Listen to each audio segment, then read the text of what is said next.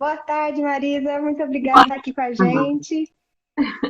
O prazer é meu, Isabela. Um grande privilégio estar com Você vocês. tá- Muito obrigada mais uma vez por ter aceitado o nosso convite, compartilhar um pouco da sua trajetória missionária com a gente e com quem está em casa também, quem vai ouvir essa live depois. Seja muito Sim. bem-vinda, viu? Obrigada, muito obrigada. Eu estava aqui falando um pouquinho sobre você, mas eu acho justo você apresentar a família e um pouquinho para a gente ir conversando sobre a sua trajetória, conhecer um pouco em uma hora de live toda uma vida de ministério, mas a gente consegue fazer um resumo. Então, conta para nós um pouco sobre você, sobre a sua família e sobre a sua caminhada missionária. Bom, ah, eu me converti aos 11 anos, 1972, eu morava em Belo Horizonte.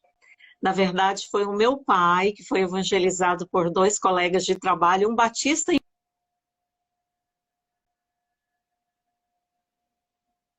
um entre o batista e o presbiteriano. Mas ele conheceu as duas igrejas e não sei por que, na época eu era muito criança ainda, né? Não sei porque ele optou pela igreja presbiteriana. Inclusive, ela era muito mais distante da nossa casa. E tanto é que nós não podíamos ir na escola dominical e no culto. Então, a igreja que estava nos seus começos era a oitava igreja presbiteriana de Belo Horizonte, que hoje acho que é a oitavinha, né? Não é a que o reverendo Jeremias dirige, é o pastoreia, né? Uhum. Era o reverendo Josafá, por quem nós fomos batizados. Então, como era muito distante da nossa casa, a dona Laida Knight, uma americana que na época era missionária da igreja, ela ia todos os domingos a fazer escola dominical com a gente. Foi uma bênção. Então, ela ia à tarde e à noite nós íamos para o culto na igreja. E foi uma bênção porque Deus me tocou aí, com a vida desta mulher, vendo, sabe, o sacrifício dela. Era muito distante a nossa casa, né? Mas ela ia com sol, com chuva. Nós não tínhamos uma casinha organizada, então ela se sentava no quintal, ficava de costas para a rua, os vizinhos ficavam olhando, as crianças jogando pedra, rindo, sabe? Fazendo chacota. E ela ali firme. E isso tocou meu coração. Eu ficava perguntando por quê? Por que ela fazia aquilo, né? E eu achava incrível. E a minha própria conversão foi assim, eu vi os jovens da igreja um dia chegando de um acampamento, eu tinha 11 anos, 10 para 11, e eles chegaram e o pastor pediu para que eles fossem à frente para cantar um pouco, né, do que eles tinham aprendido. E quando eles passaram, eles cantaram com uma alegria tão grande, e que eu orei. Eu não sabia que eu estava orando, mas eu falei, eu quero ter o que eles têm. Esse foi o meu pedido, foi a minha oração, que eu considero a minha oração de entrega a Jesus. Porque o que é que aqueles jovens tinham que eu não tinha? Era Jesus. Então, esse foi o dia que eu aceitei a Jesus, que eu pedi a Jesus para ser o meu Salvador, e depois eu fui compreendendo. E ver a dona Laida na minha casa, isso me levou depois a querer ser como ela, a querer levar, a ensinar especialmente crianças, a ensinar da palavra de Deus, né? Bom, esse é um pouco do que foi o meu chamado. Depois nós fomos batizados, reverendo Josafá, reverendo Wilson. Bom, depois mudamos para Formiga e tudo bem. Mas eu, depois de grande, sempre servi na minha igreja em Formiga, né? Porque depois meu pai foi transferido para Formiga, ele era funcionário público. Ele foi transferido, eu me congreguei aí na igreja em Formiga, sempre servi ao Senhor em distintas áreas, né? Com Uhum. crianças. Aos 15 anos eu já era secretária, presidente da SAF, secretária da Federação Oeste de Minas, de Jovens e tudo isso. E então foi quando Deus foi concretizando o meu chamado missionário. E não tinha nada mais. mais importante que eu quisesse fazer na minha vida que servir ao Senhor, mas eu não queria servir de qualquer maneira. Eu queria ter os Uhum. instrumentos, queria ter o conhecimento bíblico, os instrumentos necessários, sabe? E foi assim que eu decidi ir para o IBEL. Não conhecia, mas o pastor, na época, o reverendo Emílio de Freitas Carvalho, ele me ajudou, me orientou. E assim que foi que eu fui para o IBEL. Estando no IBEL, eu conhecia aquele que foi meu esposo, o reverendo Buenaventura Gimenez. Ele não estava no IBEL, ele já estava no seminário, mas foi visitar o irmão dele, o Eulório, que sim estava no IBEL. E éramos companheiros, e ele na visita, nós nos conhecemos, começamos a namorar, e nos casamos assim que eu me formei no IBEL. Deste casamento, tivemos 3 filhos. O Joel Marcos, que é o mais velho, tem 33 anos, vai completar 34 agora em junho. Temos o Eliezer, né, que completou 32 anos agora em março, e a Ana Beatriz, que tem 26 aninhos, é a caçulinha da casa. Como diz no Paraguai, é Parraguê. E são os 3 filhos. E como a maioria sabe, meu esposo faleceu, o reverendo Bonaventura, em 2016, depois de sofrer muitos anos com lúpus e depois com câncer. E ele finalmente veio descansar, que eu digo, né? Descansar no Senhor. Ele está com aquele a quem ele muito amou e serviu. E deixou aqui a família dele para continuar a obra. É o Com que eu posso dizer. certeza. Sim, Um legado imenso, com certeza. E voltando um maravilhoso. pouquinho na história de vocês, quando vocês estão se casarem e decidiram já ir direto para o Paraguai, como é que foi essa história? Como é que o Paraguai, além de seu esposo, como o Paraguai entrou na sua vida? Ele era paraguaio.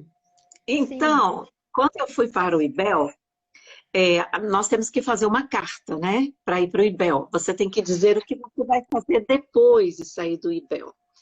E eu lembro que na minha carta eu disse que eu gostaria de trabalhar nos lugares mais remotos do Brasil. Não Uhum. tinha noção de para onde ir, mas eu coloquei assim, quero ir para os lugares mais remotos, lugares mais difíceis, população carente. Esse foi o que eu escrevi na minha carta. Mal sabia eu que Deus tinha alguma coisa preparada, né? Então, sempre que Uhum. chegava no final do ano, que nós tínhamos que escolher os nossos campos, onde nós iríamos fazer estágio, né? Eu chegava para o reverendo Olson Pemberton, que era o diretor do IBEL, e eu falava para ele, eu quero o lugar mais difícil que tiver. E ele falava para mim, Marisa, eu tenho lugares muito difíceis, eu quero. Eu falava, eu quero. E realmente eu ia para os campos mais difíceis. No final de 82, foi o ano que eu comecei a estudar, eu conheci o Buena. Ele me viu, já se apaixonou, me disse assim, já me pediu para casar, para namorar, ele me pediu para casar. E ele me explicou, ele Decidido. decidido. E ele falou para mim assim, olha, se eu quero me casar, mas eu vou te dizer uma coisa, se você casar comigo, você tem que ir embora comigo para o Paraguai, eu não posso ficar no Brasil. Eu vim aqui para me preparar para servir o meu povo, porque eu tenho um chamado para servir o meu povo. Eu me Uhum. assustei, porque eu pensei, uau, Paraguai? O que que eu sabia do Paraguai? Aquilo que eu tinha estudado na história do Brasil, que nós tínhamos entrado em guerra com o Paraguai e que nós tínhamos ganhado. Não sabia nem muitos detalhes desta guerra, que naqueles tempos não se contava tanto, né? Mas quando ele me falou, eu pedi tempo, eu falei, vamos orar.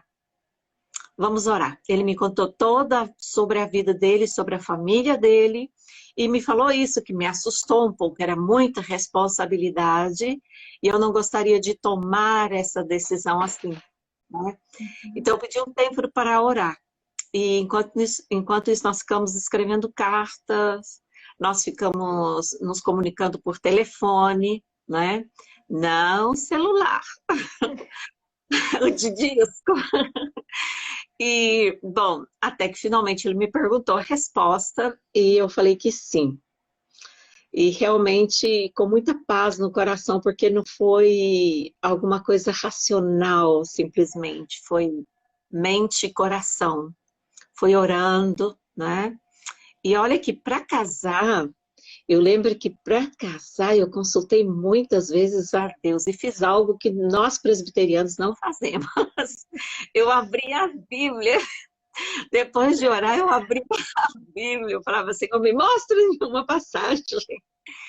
Então, várias vezes que eu abria a Bíblia, saía na mesma passagem, quando Deus chama a Abraão para sair da sua terra, do meio da sua parentela, né? Para uma terra que ele ia mostrar. Eu cheguei de pensar assim, possivelmente a minha Bíblia já está acostumada neste texto, é um texto que eu gosto. E um dia eu pedi para minha colega de quarto, a Roselmi, eu pedi para ela a Bíblia dela emprestada para poder fazer o mesmo. Depois de orar, abri a Bíblia e saiu no mesmo texto. Aí eu contei para ela, ela falou, Marisa, mas Deus está te falando mais do que claro. Eu falei, certo, é o Paraguai. E foi assim que eu disse sim, não só ao namoro, ao noivado, mas ao casamento também, a vir para o Paraguai. Eu vim primeiramente conhecer a cidade de Concepción, olha, 36 anos atrás, não é nem um pouquinho do que é agora. Mas meu coração já estava preparado pelo Senhor. Todas as dificuldades que eu vi, eu não vi como dificuldades, eu vi como oportunidades, sabe? Oportunidades de levar a palavra de Deus, levar consolo, de levar esperança e, acima de tudo, de levar salvação, sabe? Então, quando eu fui muito consciente. Eu cheguei no dia da peregrinação, no dia que o povo, assim como no Brasil, tem a peregrinação para a cidade, para a Romaria, né? Cidade de Nossa Senhora. Aqui também tem, no dia 8 de dezembro, a cidade de Cacupé. Então, eu cheguei no dia 7 de dezembro e as pessoas estavam todas indo em direção à cidade espiritual do país, todos indo para Cacupé. Eu achei estranho, então eu perguntei o que era aquilo. Com o Bueno, nós tínhamos casado, né, dia 3 de dezembro, nós casamos no Ibel e já empreendemos viagem para o Paraguai.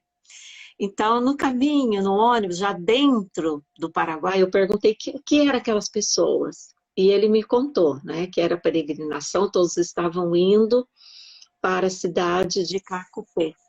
Então, orei. Naquele momento eu orei, só ali, entre Deus e eu. Falei, Senhor, aqui começa também a minha própria peregrinação em terras paraguaias. Eu falei, eu não me sinto sozinha. E não é porque eu tenho meu esposo comigo, do meu lado.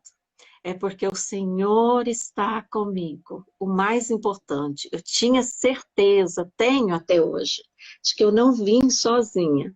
Eu vim pelas mãos do Senhor. Ele me trouxe e eu falei para ele, eu estou confiada em que o Senhor está me levando, o Senhor me trouxe.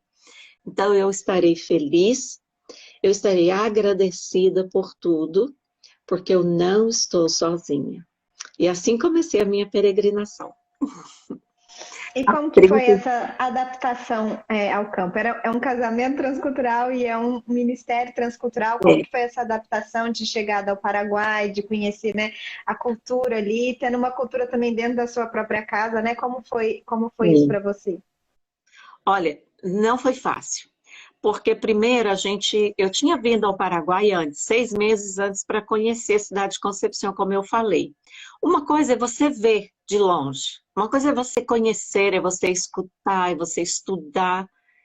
Uma coisa é a teoria, a outra é a prática, é estar no campo, vivendo todos os dias com as pessoas, escutando os diferentes idiomas, porque o Paraguai tem 2 idiomas. E o norte do país, que seria o interior, né? Hoje já não tão interior, mas naquela época, 36 anos atrás, bem interiorzão. Então, eu cheguei em Concepción, as pessoas falavam Guarani. As crianças falavam Guarani. E eu cheguei com a minha mala pronta, com material pronto para contar histórias em portunhol, pelo menos, mas eu não podia. Porque as crianças não entendiam Guarani, né? E graças a Deus, como eu te falei, eu tinha certeza de que eu não estava indo sozinha. Eu orava para que Deus colocasse pessoas para me ajudar neste período, porque o Buena, ele, claro, Buena, como carinhosamente nós chamávamos, né? Ele não podia estar todo o tempo comigo, ele era pastor, havia uma igreja organizada ali que passaram-se anos sem pastor, então ele estava naquele período de revitalização da igreja. Então eu tive que também fazer o meu trabalho. Graças a Deus, uma das pessoas que muito me ajudou nessa época foi a Emma, a missionária Emma Herbert, né, hoje de Castro. Na época ela era adolescente, eu acho que tinha uns 13 anos, mas já tinha um coração aberto para missões. E ela foi uma companheira, uau, incrível em todos os momentos, sabe? E ela ia comigo para as congregações, me acompanhando, traduzindo as histórias para as crianças em Guarani. Começamos um trabalho embaixo de uma árvore, em uma olaria, e nós íamos aí com sol, com chuva, sabe?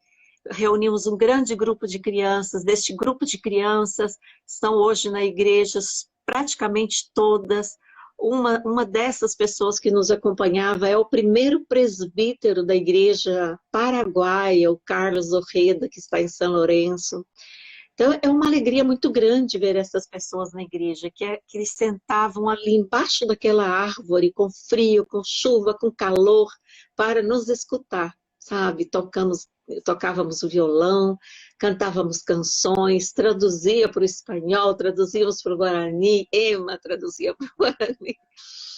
E foi assim, sabe? Inclusive, foi me adaptando. Ela tá aqui, ó, Emma, te mandando um abraço, dizendo que você também foi uma bênção na vida dela, que você ensinou a tocar violão. Foi! Ensinei ela as primeiras notas no violão, ensinei a fazer rosquinha de nata, ensinei a fazer bolo, muitas coisas. E hoje a minha aluna é melhor do que eu, sabe? Sim, sim, ela foi uma bênção muito grande na minha vida, realmente. E como você me perguntou, tudo era diferente. O casamento, né? Éramos duas pessoas, porque o casamento em si são duas pessoas diferentes. Mesmo que sejam da mesma nacionalidade, somos diferentes, somos duas pessoas diferentes. Agora imagina um paraguaio e uma brasileira. Então tivemos tempos, não digo que foram crise, mas foram períodos de adaptação. Então, chegavam as pessoas, né, para fazer visita. Geralmente essas pessoas se comunicavam em Guarani. Guarani é a língua do coração desse povo. É a língua materna. É o idioma doce que eles falam. Então, e no começo eu ficava chateada, porque chegavam e começavam a falar com ele, eu queria participar da conversa, e eles começavam a falar em Guarani. Então, no começo você se sente perdida, incomodada, estarão falando de você, coisas assim, tudo isso passa pela sua cabeça. Mas eu aprendi também a descansar no Senhor e a saber que Deus estava fazendo a obra. Se elas estavam ali buscando ao pastor, é porque precisavam do seu pastor e ele estava fazendo a obra do Senhor, ele estava pastoreando. Então, geralmente, quando chegavam essas pessoas, se ele não precisava da minha presença, né, no caso, por exemplo, se ele não estava recebendo uma mulher, né, então eu me retirava, deixava ele à vontade com a pessoa. E tive que aprender muitas coisas, entre elas o Guarani. E foi uma bênção estar em Concepción, porque eles falavam muito Guarani. Eu ia no mercado e tinha que pedir para as pessoas em Guarani. Então, eu fui aprendendo. Eu ia pescar muito nesses barquinhos, sabe? Barquinhos bem rústicos, sabe? Que você vê, tipo, a água vai entrar em qualquer momento. Mas eu fazia questão, porque geralmente éramos entre 3, 4 casais. Todos falavam em Guarani, conversavam, até meu esposo, e eu ficava ali, quieta, só ouvindo, aprendendo. E de repente, quando eu falava alguma palavra, alguma expressão, eles se surpreendiam e eu ficava feliz de poder me expressar, de poder me comunicar em Guarani. Então foi um período, eu acredito que foi um bom tempo Deus ter me levado primeiro à Concepción para poder me adaptar ao clima, que é bem diferente do Brasil também. De repente está um calor de 45, 50 graus, e depois vem aquele frio, 7, 4 graus, 3, 2, 1, -1. Então, quando somos jovens, aguentamos tudo isso, sabe? Mas hoje em dia é um pouco diferente. Mas foi bom, acredito que Deus me preparou todos estes anos, né? Trabalhei com a SAF, trabalhei com as crianças, com grupos de jovens, foi um reativar todas estas sociedades que já não mais funcionavam, mas também colocar na mesa o que é que vocês querem, como vocês querem fazer. Não estou desprezando os pastores que estiveram antes. Eu esperei um tempo prudente, né, depois de estar ali para consultar os irmãos. Por exemplo, as senhoras da SAF. Quando nós nos reuníamos, eu percebia que elas não estavam interessadas em fazer ata. Muitas nem sabiam ler. Ou então, as atas eram feitas em espanhol. E o idioma que elas falavam era Guarani. E um dia eu perguntei para elas, vocês estão contentes com esse estilo de reunião que nós estamos fazendo? E elas, não. Eu falei, então como? Como nós podemos fazer para que vocês possam aproveitar ao máximo? Para que isso seja um encontro agradável. Então, começaram a dar opiniões, né? Por que não nos reunimos em nossas casas, cada semana, numa casa ou cada 15? Podemos compartilhar aquilo que sabemos cozinhar, comidas típicas, temos um devocional pequeno, cantamos, oramos. E foi muito, muito bom ter conversado com elas e fazermos essa mudança e fazermos como elas queriam. Porque essa é a intenção do missionário, o propósito do missionário, não é levar a nossa cultura, os nossos costumes, não é mesmo? Tem que ser como vocês querem, como vocês fariam isso. Né? Então, já estou entrando aí um pouco da questão da cultura paraguaia. Porque, por exemplo, o paraguaio, em Concepción se nota muito isso, eu percebi muito isso. Aqui em Assunção é menos, mas nas cidades ao redor de Assunção também a gente percebe muito isso. As pessoas não te recebem na sala, te recebem embaixo de uma árvore ou na varanda, porque ali já tem cadeiras em círculo, onde você senta, e em vez de tomar cafezinho numa xícara pequenininha, você se senta para tomar o tererê, que é a água fria servida nessa guampa. E hoje em dia... preparada. Sim, sempre. Mas hoje em dia o Ministério da Saúde proibiu de fazer isso. Então, cada um tem que ter a sua. Podem sentar, 2 metros de distância, quase impossível. Então, isso é muito difícil para o Paraguai. Ele estava acostumado a sentar, estar próximo e passar a guampa para o outro. Era um momento de confraternização, um momento de intimidade, de conversar, de compartilhar os seus problemas, mas também era um momento de relaxar, de rir, sabe? E agora não podem fazer mais isso. Então, é uma questão que se tem que adaptar por um tempo, né? Esperamos em Deus que seja por um tempo. E aproveitando até que você já falou um pouquinho da cultura do tererê, conta pra gente um pouco também sobre a cultura do Paraguai, como é o paraguaio, né? Até mesmo para a gente de casa poder entender e entender essa transculturalidade de como que é um missionário chegar nesse país, né? De ter que entender a cultura, de como que o povo se comporta.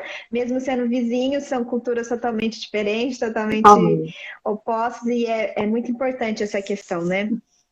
Eles são muito amáveis, muito, muito. A amabilidade é uma característica deles. Estão sempre sorrindo, gostam de receber visitas. Eu já falei que eles falam 2 idiomas, né? Mas são muito amáveis, gostam de ser visitados, gostam de que você compartilhe com eles a palavra de Deus, gosta que você ore por eles, eles aceitam, te recebem, sabe, com muita amabilidade. Agora, eles nunca falam não. A resposta para não é sim. Então, uma coisa que você tem que saber, quando ele fala sim, ele está dizendo não. Então, se você convida para ir na igreja, geralmente você compartilha com eles um tempo. Um tempo de tererê, uma roda de tererê, você pode ler a palavra de Deus, você ora, pergunta os motivos de oração, você ora por eles e convida para ir na igreja, fala, olha, nós vamos ter reunião, domingo às 9 da manhã, culto a tal hora. Sim, eu vou. Vamos todos. Vou levar minha esposa, meus filhos. E isso para mim foi um aprendizado, porque quando eu cheguei, então nós íamos visitar e as pessoas falavam que sim. E eu pensava, uau, a igreja vai encher hoje com todas essas pessoas. E o Bueno falava para mim, não, não é assim, eles não vão. Falei, mas falaram que sim. Ele falou assim, não, o sim é não. Eu demorei a entender que sim era não. Eles dizem sim, eles não vão te dizer não, eles querem te agradar, sabe? Então, se você quiser vir ao Paraguai ser missionário aqui, tem uma das coisas que tem que aprender, é que o sim é não. Eles não vão te rejeitar, não vão ficar chateados, entende? Te colocar para fora. Pode acontecer em raras ocasiões, eu estou te falando de 99% que não é assim. São muito amáveis, recebem, são bem receptivos, né? Receptivos, obrigada. Isso, hospitaleiros demais, demais, demais. Então, como eu te falei, nem sala eles utilizam, né? Recebem fora da casa, mas eu via isso como alguma coisa estranha também. Eu pensava, será que eles sentem como uma invasão do espaço deles? Não é assim. É porque é muito calor, é muito quente. Então, sentar embaixo de uma árvore é agradável. Sentar na varanda é agradável, né? Para você poder sentar e conversar, não tem nada melhor que sentir a brisa, o vento, pouco, quando não é aquele vento quente. Ou você pode colocar um ventilador, né, para amenizar o calor e assim poder continuar sentado tomando tererê. Mas são bem amáveis, realmente. E qual é a situação em relação à igreja, né? Como é a realidade da igreja no Paraguai? As igrejas presbiterianas, né, são igrejas pequenas. Uma das características também dos paraguaios, eles gostam muito de músicas alegres e, né, é uma característica porque o Paraguai é uma fusão, né, do indígena com o espanhol. Eles têm muito ainda do indígena e os indígenas gostam mais de coisas alegres, movidas, né? E então a preferência deles geralmente é por igrejas assim, igrejas que não são tradicionais, como eles costumam se referir a nós, né? Então, nossas igrejas são realmente igrejas pequenas. Temos igrejas em Concepción, as congregações, né? Belém, Rua Riva, 25 de abril. Temos a igreja em Santa Rita, a igreja em São Lourenço, um ponto de pregação em Uporã, e a igreja de Assunção. Mas todas elas são igrejas pequenas, apesar dos anos e anos de trabalho, e trabalhos intensos. Mas, como eu te disse, uma das primeiras dificuldades é o dizer sim, sendo que é não. Então, isso me leva a te dizer outra coisa. Eles são muito católicos, praticantes.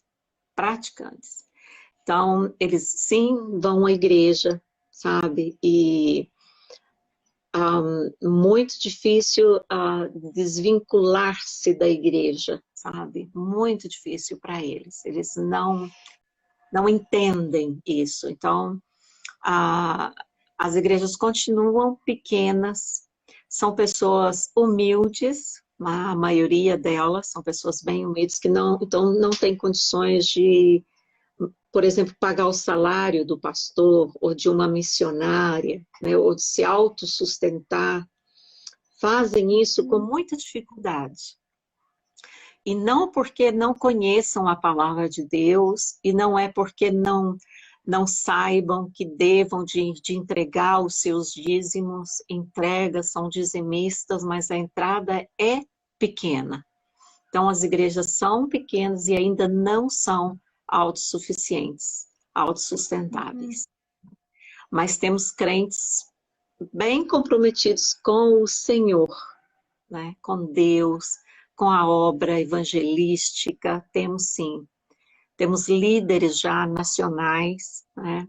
Ainda faltam muitos. Como eu estou aqui mais tempo, eu me atrevo a dizer, eu gostaria de que a Igreja Paraguaia tivesse muito mais líderes nacionais, que pudessem falar os 2 idiomas, que pudessem pregar em Guarani, especialmente nas congregações onde somente falam em Guarani.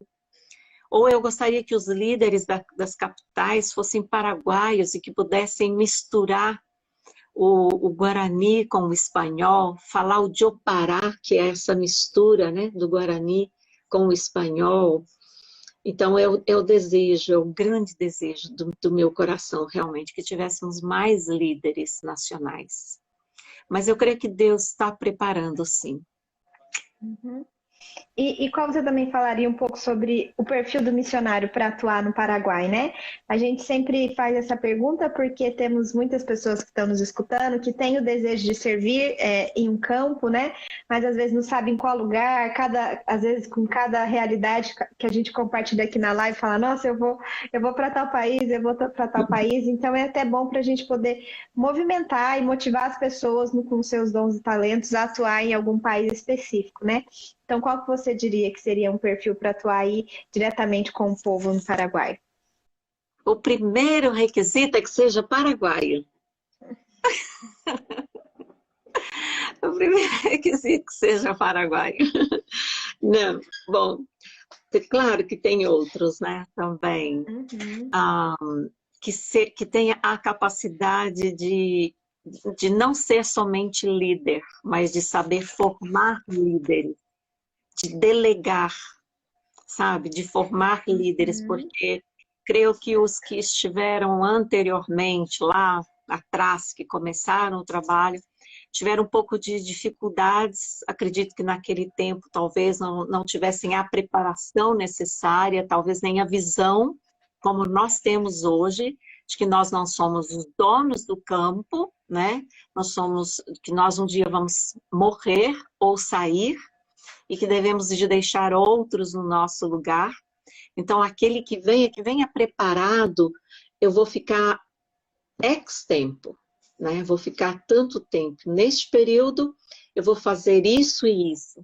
Quando eu sair, eu vou sair deixando pessoas para ficarem no meu lugar. A igreja não vai sofrer, porque não tem alguém para tocar no louvor, não tem alguém para ensinar as crianças, não tem alguém para cuidar dos adolescentes. Pode acontecer, entende? Pode acontecer que uma pessoa vai para outro lugar, né, e tudo. Mas o meu objetivo deve ser formar líderes. Então, aquele que quer vir será muito bem recebido. Então, tem que estar disposto a amar as pessoas, tem que estar disposto a deixar a cultura brasileira de fora e pensar e sentar primeiro com os paraguaios e aprender com eles primeiro. Eles têm um ritmo diferente do nosso, sabe? Eles têm um ritmo lento, tranquilo, é o tempo deles. Então, nós temos que aprender a andar no tempo deles. Então, muitas vezes nós falhamos porque queremos... eu vou citar um exemplo. No Brasil, os livros de ata, né? Então, tem os livros de ata como são feitos, tem uma maneira de ser feita, né? Tudo bem. Então, o que acontece no Paraguai? No Paraguai, nós não podemos... A mesa diretiva nacional, que seria o presbitério, no caso, não o presbitério, o Supremo Conselho, ele tem um modelo de ata a ser feito, que é dado pelo Ministério de Educação e Cultura. Este modelo de ata tem que ser feito cada vez que eles se reúnem. Uma vez por ano, eles têm que apresentar essa ata no Ministério de Educação e Cultura para que as igrejas possam funcionar. Eu não sei como é no Brasil, mas aqui é assim. Então, por exemplo, chegou um pastor aqui e ele quis mudar. Ele quis mudar tudo. Ele arrumou uma advogada, mudou, colocou o nome, em vez de ser Estatuto da Igreja Presbiteriana, ele trocou o nome, ele colocou Constituição da Igreja Presbiteriana no Brasil. Por mais que na época o Bueno ainda estava vivo, falou não se pode, tem que ser estatuto, igreja, escola, tudo tem estatuto, não pode Constituição. Ele insistiu, vamos fazer, porque assim é no Brasil. Depois mudou o formato, a maneira de redigir as atas também. Então, quando eu lembro, porque eu fui na época, o Bueno, com meu esposo, na época, nós fomos levar no Ministério de Educação e Cultura o livro de ata. O ministro apenas olhou, saiu do escritório e nos entregou o livro de ata na nossa mão, fechado, e falou, não aceito. Primeiro, em primeiro lugar, Constituição só existe uma, a do país. Igreja tem estatuto. O formato, e aí pegou uma outra folha, com o modelo do formato de ata e trouxe e falou assim, o formato é este aqui, nós não aceitamos outro. E então, nós pedimos desculpas, porque nós sabíamos, mas o pastor novo que chegou, né, ele não sabia e ele quis fazer diferente. Ele foi eleito presidente, né, seria da Mesa Nacional ou do Supremo Concílio Paraguai, e ele quis fazer como é no Brasil, por mais que falássemos que não deveria ser assim. Hoje foi solucionado, se faz o livro de ata, que se tem que apresentar no Ministério de Cultura, e se faz o outro livro, né, que você pode escrever como é no Brasil ou como você quiser, mas aquele que vai ser apresentado tal como. Então, são pequenos detalhes, mas você tem que prestar atenção nesses pequenos detalhes. Você tem que estar disposto a desacelerar. Por mais que você chegue aqui e fale, vamos, vamos, vamos, não vai funcionar. Entende? Porque eles não são assim, eles têm o ritmo deles. Então, nós temos que respeitar. E, olha, eu estou falando isso porque eu aprendi chorando, sabe? Eu achava um absurdo, por exemplo, fazer la siesta. Eu falava, é perder tempo. Eu falava, é perder tempo, dormir de siesta, perder 3 horas. Depois eu entendi que o calor era tão impressionante neste horário, até as 3 da tarde, que é impossível alguém sair. Inclusive, tem um ditado aqui, se você vê alguém na rua neste horário, ou é cachorro ou é turista. Porque quem mora no país não vai sair, porque sabe do risco de sair neste horário. Hoje em dia nós temos a rádio anuncia, a televisão anuncia, no seu celular vem, né? O risco de sair neste horário. Por favor, não saia durante este horário, porque o sol vai estar muito quente, os raios, o vento, tal. Naqueles tempos não havia, né? Mas as pessoas já sabiam, então ficavam quietas na sua casa, fechavam seus negócios, mas a Marisa, agitada, chegou e queria fazer alguma coisa desse êxito, então tive que aprender. Então, uma recomendação também para quem está querendo ver, sabe? É aprender, tem que andar no ritmo deles. E são coisas bem importantes, né? De se aculturar, né? Não vir com o seu pensamento do país, porque a forma como faz aqui não quer dizer que exista uma outra forma que não seja correta, né? E aprender junto com o povo, né? Isso é uma das coisas que se aprende aqui no preparo, né? Para poder ir para o campo, para não cometer algumas questões como essa que você citou. Verdade, é verdade. E também aqui para a gente conversar um pouquinho sobre a igreja, você já citou alguns pontos de pregação e também já falou da necessidade de treinamento de liderança para que cresçam mais líderes nacionais, porque o estrangeiro sempre vai ser um estrangeiro, né? tem esse chamado e essa necessidade de poder, do nosso preparo aqui, às vezes, e treinar líderes ali, mas é muito importante a liderança local.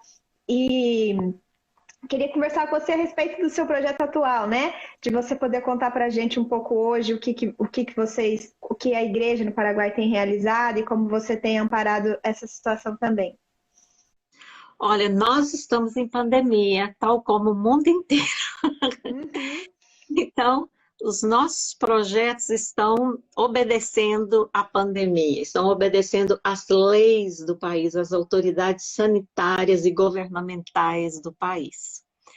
Então, nós estivemos reunidos, Eulório, o reverendo Eulório, Maristela, e vimos que temos que aceitar. Com certeza.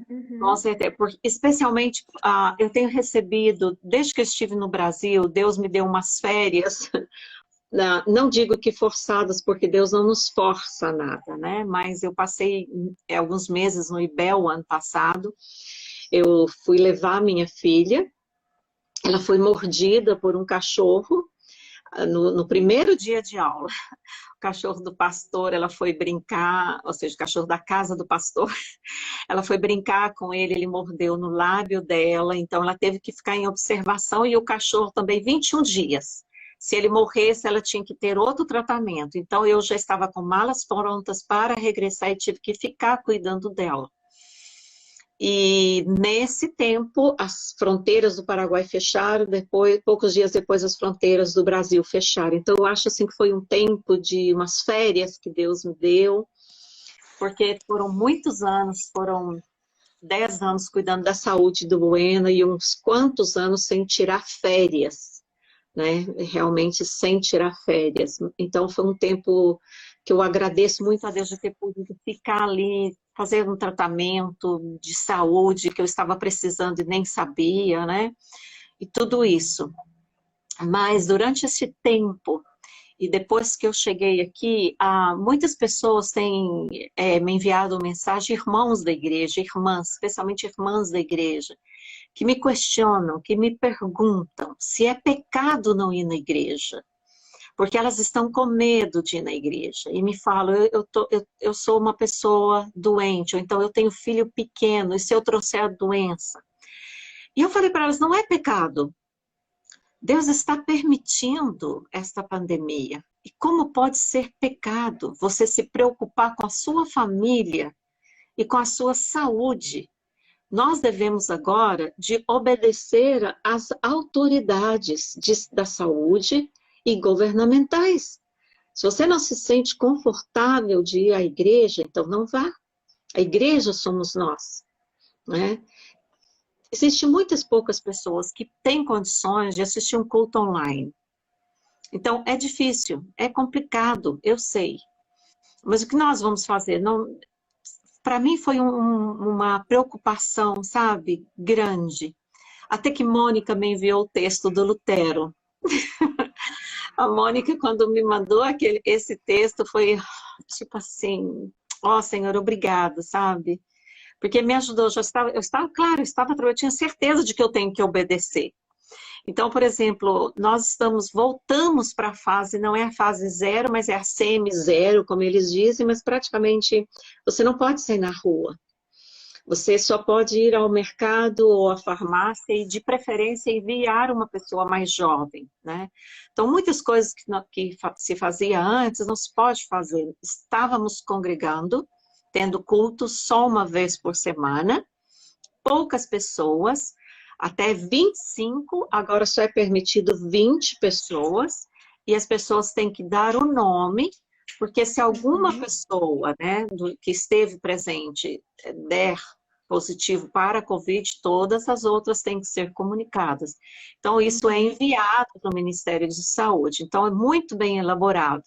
Mas o que acontece com os nossos salões de reuniões? Eles não têm condições de ter 2 metros de distância, porque tem que ser 2 metros para frente, 2 metros atrás, de lado direito e lado esquerdo. Então, não temos condições. Então, o que eu digo para essas pessoas, quando elas me perguntam, é pecado? Eu fiquei com medo, eu fiquei nervosa. Eu digo, não, você não está pecando. não é pecado. Eu acredito que temos que falar mais isso, sabe? Que instruir, não colocar uma carga sobre as pessoas da igreja, que tem que ir, senão você está pecando, você vai até para o inferno. Não escutei isso dos nossos pastores, mas sim escuto de outras, né, denominações. Então nós temos que dar paz para essas pessoas. Quem pode ir, muito bem. Quem não pode ir, ok. Deus está vendo e Deus sabe. Então temos muitas coisas para fazer, muitas coisas no papel, sabe? Trabalhos com crianças, ah, coral, cântico coral e tudo, teatros. Mas um domingo vai uma criança, vai um adolescente, no outro domingo vai outra criança. Nem se pode dizer que podemos seguir, dar continuidade a um estudo, a um livro, a um tema, entende? Porque elas vão esporadicamente, às vezes não tem nenhuma na igreja. Existe muita dificuldade, então eu acredito que agora o certo seria estarmos todos, né? Porque as famílias sim podem estar juntas, inclusive sentadas na igreja. Então é fazermos aquilo que está ao nosso alcance fazer. É orarmos nas nossas casas, né? Estarmos aconselhando, ouvindo uns aos outros, né? Se não podemos ver-nos assim como estamos fazendo agora, mas podemos falar, podemos enviar mensagem, né? E podemos estar orando por aqueles que estão doentes, porque agora aquilo que estava no papel ficou em segundo lugar, né? E eu tenho certeza de que Deus entende. Deus entende, sim, né? Então, então acho que mais do que a escola tentou também. Uma das dificuldades foi que, em primeiro lugar, eles prepararam, o reverendo Eulório preparou a escola para que o Ministério de Educação e Cultura fosse dar licença para a escola funcionar, mas eles não chegaram a ir, né? E havia poucos alunos matriculados, somente 18. Então, com 18 alunos, você não pode pagar professores nem nada. Então, é um tempo de esperar, de se acalmar, não de ficar nervoso, porque não deu certo, não funcionou, não se pôde realizar. Tudo tem o seu tempo, o tempo de Deus. Deus está no controle, nós temos que acreditar, nós, obreiros, líderes, nós temos que acreditar e nós temos que dar exemplo disso, que nós estamos acreditando que Deus está no controle e que nós não estamos desesperados, né, pelo que está acontecendo. Porque as pessoas da igreja também vão ficar desesperadas, não é mesmo? Então, é verdade. É uma forma de testemunho também, né? É uma forma de testemunho, verdade.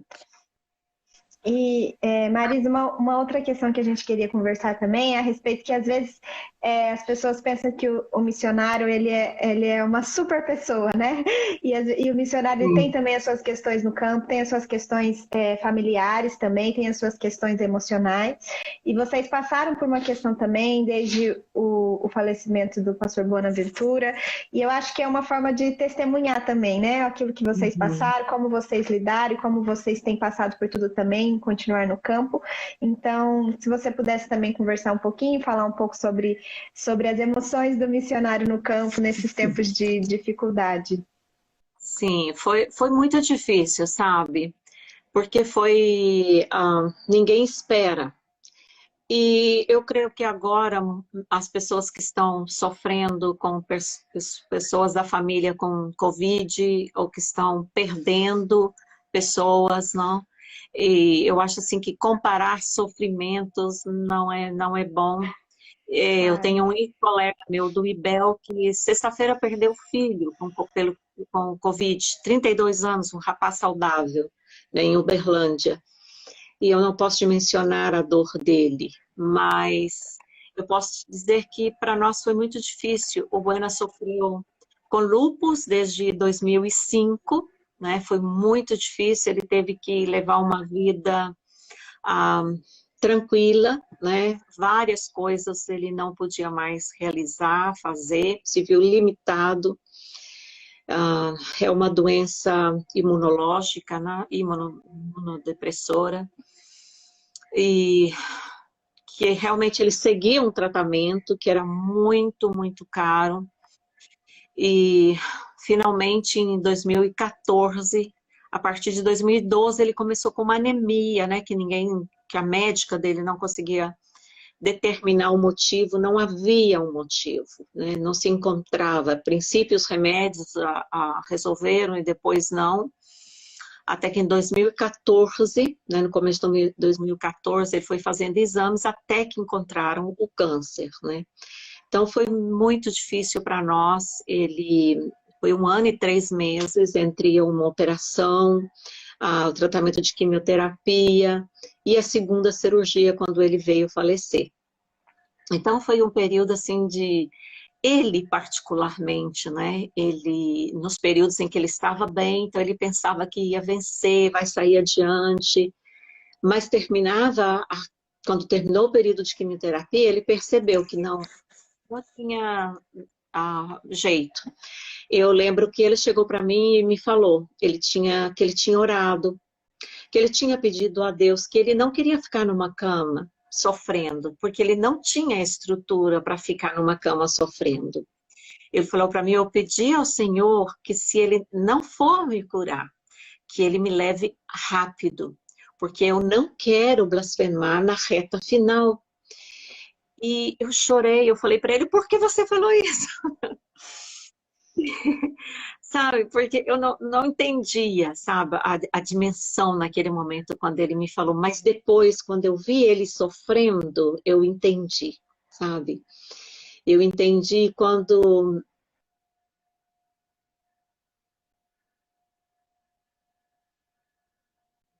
Deus havia escutado a oração dele, havia atendido a oração dele. Então, foi difícil, não vou dizer que foi fácil. Ele percebeu, foi só então quando ele percebeu que não tinha preparado a família, por assim dizer, né? Ele não tínhamos casa, foi quando ele percebeu que não tínhamos uma casa própria, não tinha parcerias, né, suficientes, então já era tarde para poder se preocupar com isso, ou reagir, ou procurar por essas coisas, né? Então eu tranquilizei, queria dirigir todas as coisas, né? E queria cuidar dos filhos, de nós, de todos nós, que ele estaria cuidando. Mas foi um período, cada filho, né, teve uma maneira de passar pelo luto.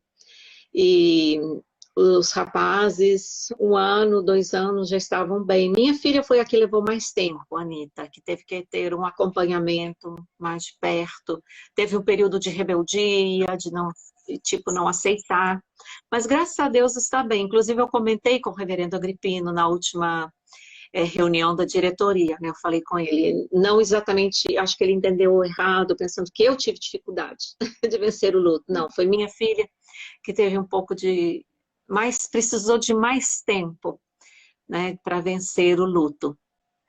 Mas estamos bem, sabe? Graças a Deus estamos bem, emocionalmente estamos bem, ficaram as saudades, ficaram as boas lembranças, né?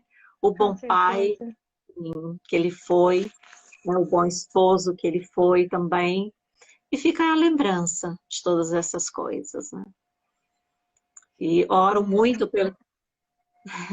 pelas pessoas que estão sofrendo agora também, por tantos motivos, como o Covid. Eu tive meu irmão, que esteve muito mal também com o Covid, esteve 10 dias com febre e complicações, cada dia pensávamos que talvez ele iria já ser hospitalizado, e eu falei para ele, não se entregue. Lembrei do testemunho da Alda, falei, levante, reaja. Neste dia eu havia recebido uma mensagem do reverendo Auricimar, que foi meu colega também do IBEL, e exatamente ele tinha falado sobre Elias, quando Elias ficou desejando a morte, né? E quando o anjo apareceu para ele, fazia com que ele acordasse, comesse. Então eu falei, mandei essa mensagem para o meu irmão. E nesse dia ele se levantou. E ele levantou e me escreveu: Marisa, é estranho. Eu não sinto, não tenho nenhum sintoma. Ele disse que saiu na rua. Saiu na rua para ver se realmente era real, se era ele, se ele estava vivo, se ele estava na casa dele. E eu falei para ele: é Deus. Sempre foi Deus. Né? Então glorifique a Deus, louve a Deus. E desde esse dia a febre desapareceu. E, claro, ele ficou com algumas poucas sequelas, né? A água era muito doce, tudo doce era muito doce, Uhum. mas está bem, graças a Deus, em menos de um Graças mês, a Deus. ele já está bem. Então, assim, a preocupação com a família. Minha mãe tem Alzheimer, ela tem 81 anos, está num lar de idosos na cidade de Piuí, e nós, todos os filhos, temos que estar aportando, né, enviando dinheiro para que ela possa estar aí na clínica, porque ela tem uns períodos de agressividade muito forte, né, e não nos reconhece, pensa que somos crianças, passou dessa confusão própria da doença, mas está bem, graças a Deus. Todas essas preocupações trazem saudade, né? Quem está no campo, longe, sente isso, sente a vontade de estar perto, de cuidar, de mimar, especialmente minha mãe. Meu irmão, ele é o caçula. Então, meus pais se separaram quando eu tinha 15 anos. Meu pai já faleceu com 81 anos. E eu, aos 15 anos, eu fui mãe dos meus irmãos, eu cuidei. Esse meu irmão menor tinha 4 para 5 anos, e praticamente eu cuidei dele. Eu sempre falo para ele que ele é meu filho, ele tem que me obedecer. Então, quando ele adoeceu, eu fiquei muito, muito preocupada, sabe, com ele. Queria estar lá, queria poder fazer uma comida, deixar na porta dele. Mas pude fazer essas coisas assim, não pude levar a comida, mas pude levar a comida espiritual, que é mais importante ainda, né? Orar por ele, orar com ele e mandar mensagens para ele foi muito gratificante também. A saudade é sempre. São todas implicações de estar no campo, né? De a família aqui no Brasil, a saudade, às vezes questões de saúde, né? Envolve e o missionário tem que estar distante. São todas questões que às vezes a igreja se esquece, né? Que o missionário que está no campo, ele também passa por essas questões, não é mesmo? Verdade. Que paga contas. Eu pago, Exatamente. tem aluguel para pagar, que tem a compra do mês para fazer. Meus filhos trabalham, graças a Deus, os dois rapazes trabalham e me ajudam muito, né? E às vezes eu acho que nem é justo o tanto que eles me ajudam, porque eles devem ter a vida própria. Tem 33 anos, o outro 32, já é hora de que eles comecem a fazer a própria vida, né? Então, eu conto muito com a Igreja do Brasil. É a minha igreja mãe, eu posso dizer. Eu me converti, aí eu fui chamada estando na igreja. Eu amo a igreja brasileira, assim como amo a igreja paraguaia. Meus filhos nasceram aqui, meus filhos estão aqui. Tem esse outro lado. Enquanto a minha mãe e meus irmãos estão no Brasil, eu tenho os meus filhos aqui comigo. Alguns outros missionários não têm esse privilégio de ter os seus filhos com eles no campo, né? Então é um privilégio, eu reconheço, é uma bênção de Deus ter os meus filhos aqui comigo e contar com o apoio deles também, né? Mas eu fiquei sem parcerias durante este ano, né? Devido à diminuição, acredito, de dízimos nas igrejas. E A então, crise, né? De uma forma geral. muito desemprego, assim como aqui também no Paraguai tem muito desemprego, né? As pessoas, então, acabam não tendo como continuar com seus compromissos com a igreja, com o Senhor, muitas vezes. Isso deve doer, né, nelas também. Eu penso que muitas dessas pessoas que não estão podendo cumprir com isso, podem estar sofrendo também. Então, eu oro por elas também, que Deus possa abençoar, que não venha faltar nada, né, durante este tempo. Vai passar. Com Dias certeza, melhores, sim. O com Senhor é a nossa certeza. força, é a promessa, não? De que as suas misericórdias se renovam a cada manhã. Nós temos todas essas promessas para nos lembrar de que Ele está no controle, né? Amém. Marisa, o seu testemunho é muito vivo, é muito bom poder conversar com você e ser também Obrigada. edificada através do seu testemunho, através da sua vida, através do seu ministério. Várias pessoas aqui durante a sua fala foram falando isso também, a respeito da sua fé e do seu testemunho, que continue assim, para que você consiga testemunhar aí no campo, no Paraguai. Outras pessoas que vão ouvir também essa live depois, que Deus possa abençoá-las também com o seu testemunho. E Amém. uma coisa que a gente sempre faz aqui é perguntar os pedidos de oração dos missionários, né? A gente tem aproveitado essa live para conhecer mesmo a realidade do nosso missionário, além do projeto, né? Além do que eles fazem no campo, além do crescimento da igreja, além das conversões no campo, mas também conhecer a pessoa do missionário, suas emoções, os seus pedidos de oração, de agradecimento. E essa é uma forma de nós, como igreja, podermos orar também especificamente pelos nossos missionários.